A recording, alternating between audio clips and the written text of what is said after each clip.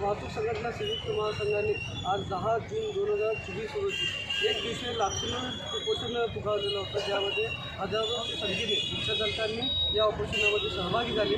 उपोषणाचा विषय हे होता की जे 2016 साली देण्यात आलं होतं पासिंग विलंब प्रति दिवस 50 रुपये, हे विलंब दंड 50 रुपये रद्द करण्यासाठी पूर्ण महाराष्ट्रभरात एक रिक्षाचालकांमध्ये असंतोषची भूमिका आहे आणि कुठंतरी रिक्षाचालकांच्या मनात खतखता आहे आणि याच खतखतेमुळे आज आम्ही एक दिवसीय लाक्षणिक उपोषण ठेवून आम्ही सरकारला जागे आणण्याचा एक प्रयत्न केलेला आहे। जर या सरकार जागी झाली नाही तर येणारे 10 दिवसानंतर म्हणजे 20 जूनच्या पुढे आम्ही सर्व रिक्षाचालक महाराष्ट्रातील 15 लाख रिक्षाचालक हे रिक्षा आपले रस्त्यावर सोडून आमरण उपोषणाची एक नियोजन केलेलं आहे। आम्ही सरकारला विनंती करते आणि एक कडकडीची विनंती करते की आपण या जुलमी दंडातून रिक्षाचालकांना वगळण्यात यावे आणि हे दंड बंद करावे। जय हिंद, जय महाराष्ट्र, जय महाराष्ट्र।